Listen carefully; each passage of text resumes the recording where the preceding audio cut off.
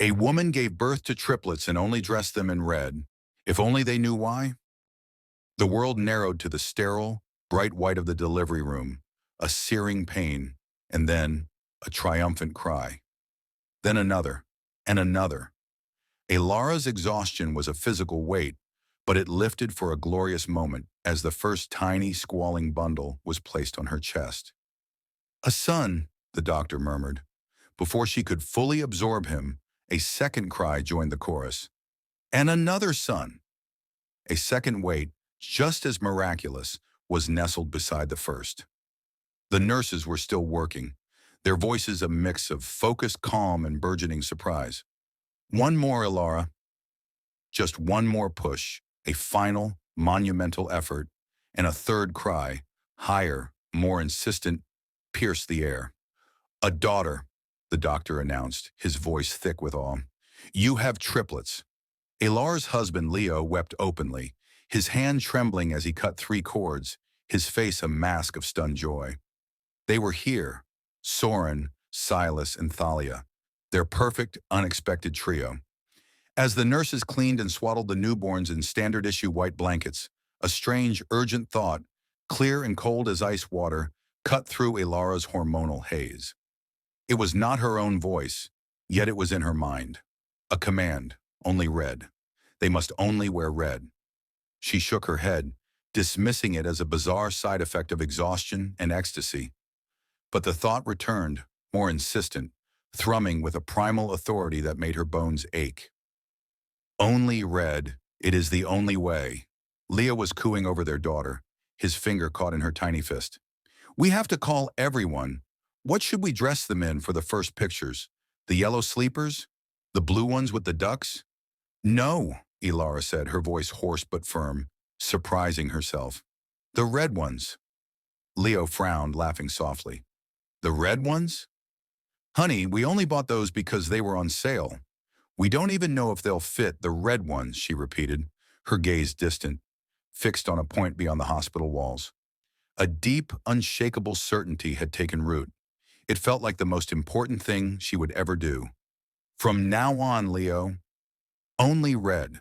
For all of them, Leo looked at his wife, at the strange, fierce light in her eyes. He chalked it up to newborn delirium, a quirky maternal instinct. He kissed her forehead. Okay, my love. Anything you want. They'll be our little scarlet trio. And so Soren, Silas, and Thalia left the hospital, 3 tiny babies swaddled in identical fiery red blankets, a bright, puzzling splash of color against the muted world. Life became a whirlwind of identical red onesies, red sleepers, red socks, and tiny red hats. The nursery, once a tasteful palette of grays and whites, was slowly invaded by a tide of crimson, scarlet, and ruby. Leo learned to stop questioning it. Every time he suggested a soft green romper or a tiny denim jacket, Elara's reaction was visceral, a flash of panic in her eyes so profound it startled him. No, she'd say, her voice tight. Only red. She couldn't explain it. Only that the wrong color felt like a physical threat, a chill down her spine. Their friends and family noticed. Comments ranged from amused to concerned. It's so easy to spot them in a crowd, her mother said brightly, though her smile didn't reach her eyes. Aren't you worried they'll never develop their own identities? A friend from prenatal yoga asked, watching the 3 identical red blobs crawling on a blanket. Elara just smiled a tight, mysterious smile. They have their own identities. The color is just uniform. The truth was, the compulsion was a secret burden. She spent hours online, hunting for sales on red baby clothes, buying in triplicate. She became an expert in dyeing white cotton items a perfect, consistent crimson. It was exhausting, expensive, and isolating. One afternoon, Leo found her in the laundry room, frantically scrubbing a tiny white spit-up stain on a red sleeper as if it were a venomous blot. Elara, he said softly, placing a hand on her shoulder. She jumped. It's okay. It's just a stain. Tears welled in her eyes. It's not just a stain, Leo. It has to be red. It has to be. She looked at him, truly frightened. I don't know why. I just know that it does. He held her then, as the washing machine churned behind them, humming a steady rhythm. He didn't understand, but he loved her. He decided to let the strange ritual be, a harmless quirk in the beautiful chaos of raising triplets. If it gave his wife peace of mind, their world could be read. The triplets learned to walk, then run, a coordinated storm of red cloth and toddler chaos. And with mobility came the first flickers of individual will. Thalia, at 18 months, was the first to rebel. Drawn to a brilliant yellow dandelion in the park, she pointed a chubby finger. "Pwetty!" she declared. Later, she toddled over to a little girl in a sparkling blue tutu and reached for it with a covetous grunt. Elara swooped in, her heart hammering. "No, sweetie. We wear red. See?" She plucked at Thalia's own crimson overalls. Thalia's face crumpled into a storm of frustration. "No!" she yelled, a new powerful word. "Boo!" The first tantrum over color was spectacular, a screaming, back-arching protest on the green grass. Elara held her ground, her own anxiety spiking. It felt like containing a forest fire with a single blanket. Soren and Silas, meanwhile, accepted their monochromatic world as a simple fact of life. The sky was blue, grass was green, and they were red. Silas was the quiet observer, his large dark eyes taking in everything. Soren was the bold explorer, fearless and physical, his red clothes often smeared with dirt from his adventures. But Thalia's rebellion grew more cunning. She found a pink crayon and tried to color the white soles of her red shoes. She'd sneak into her grandmother's purse and drape herself in a peach-colored scarf. Each incident sent a jolt of pure terror through Elara. She became a hawk, her eyes constantly scanning for non-red threats. She removed all non-red items from the house. Playdates became carefully curated events at their home, where the color palette was controlled. Leo watched his daughter's frustration and his wife's growing tension with a sinking feeling. The harmless quirk was now building walls around their children. He knew a conversation was coming, one he deeply dreaded. The crack appeared on a Tuesday. It was Silas's turn for a tantrum, but his was different. It wasn't about wanting another color. It was a silent, shaking terror. He'd been playing quietly with red stacking cups in a sunbeam by the living room window.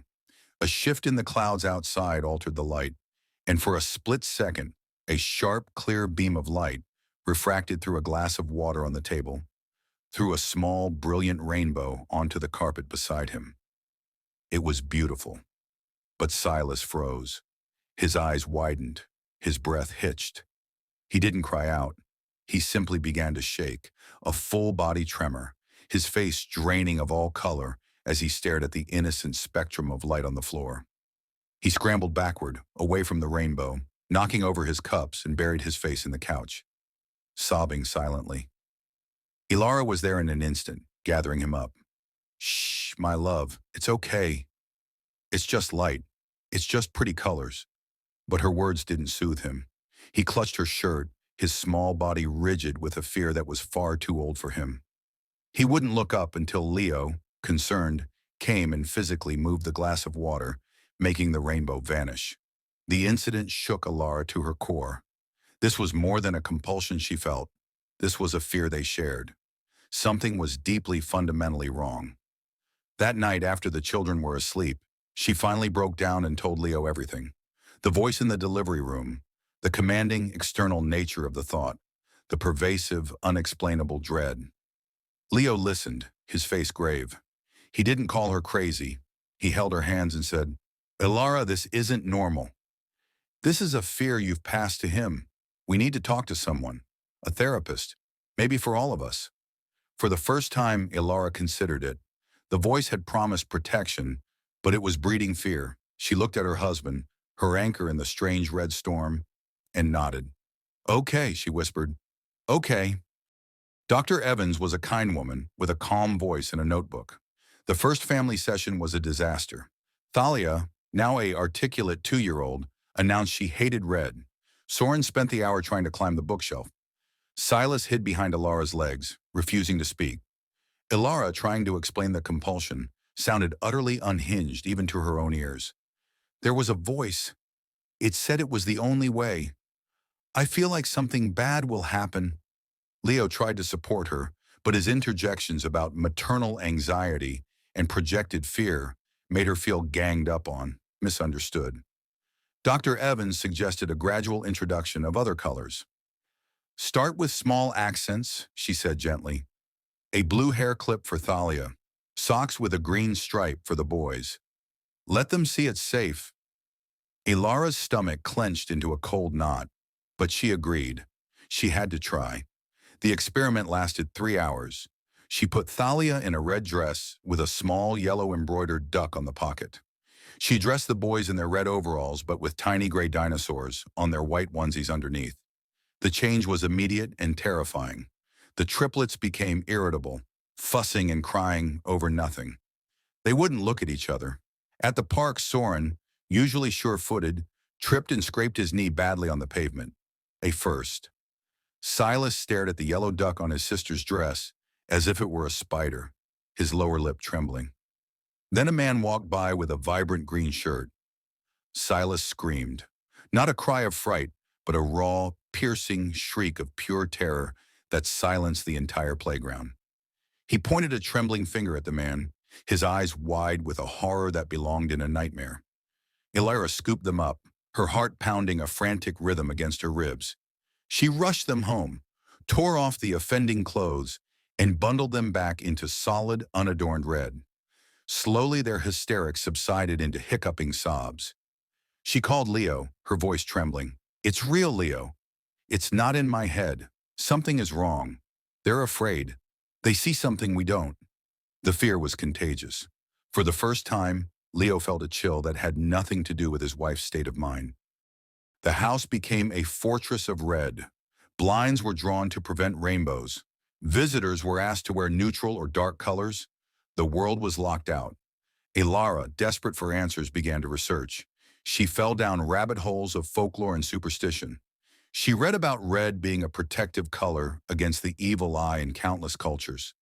She read about changelings and fairy folk who stole children and how red thread could bind them to this world. It all sounded like madness, but it was the only madness that fit. One night, unable to sleep, she was sitting in the triplets' room, watching them sleep, 3 peaceful faces in the dim glow of a red nightlight. Silas stirred, mumbling in his sleep. She leaned closer to soothe him. His words were slurred, childish, but distinct. The shiny men don't like the other colors, he whispered. The red is a wall. The other colors are holes they can look through. Elara's blood ran cold. She shook him gently. Silas? What shiny men? But he was deep asleep, his breathing even. She checked Soren and Thalia. They were asleep, but Thalia's brow was furrowed, and Soren's fists were clenched tight. The next day she tried to ask them, careful to keep her voice light. Do you ever have dreams about shiny men? Thalia nodded, playing with a red block. They sing sometimes. But it's a itchy song, Soren, building a tower, said without looking up. They can't come in. My clothes are too loud for them. The pieces, impossible and terrifying, began to click into place. The children could see something. The red wasn't her madness. It was a shield against something that wanted to look at her children, something that found other colors to be holes. Leo came home to find Elara surrounded by printouts about protective wards and Celtic folklore. He saw the fierce, desperate light in her eyes and knew the therapist's rational approach had been shady abandoned. They were in uncharted territory. We have to do something, Leo, she said, her voice raw. They're real, and the red is all that's keeping them away. The incident at the supermarket was the point of no return.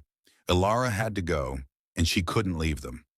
She dressed them in their reddest clothes, a virtual uniform of crimson cotton, and prayed for a quick, uneventful trip. It was going well until they turned down the cereal aisle. A promotional display for a new children's cereal exploded with color: neon pink, electric blue, luminous green. It was a towering, shimmering monument to everything Elara feared. The triplets stopped. They didn't scream or cry. They simply stood, frozen, and stared at the display. Their little hands, usually so warm, went cold in Elara's grasp. And then Elara saw it. Just for a second, the air in front of the colorful display shimmered. It wasn't a trick of the light, it was a distortion, like heat haze on a road, but cold and purposeful. Within the shimmer, she saw a suggestion of forms, tall, slender, and impossibly graceful, with elongated heads and eyes that were just pools of reflective, liquid silver. They were beautiful and utterly horrifying. They were looking at her children, and they were hungry. A soundless pressure filled the aisle, a high-frequency whine that was felt rather than heard. It pressed against Elara's eardrums, making her nauseous. The triplets began to whimper, a low, terrified sound. The shimmering figures began to reach, their long, slender fingers extending through the veil of color, reaching for Thalia's blue-eyed gaze, for Soren's outstretched hand. "No!" Elara roared, yanking her children backward, putting her own body between them and the display.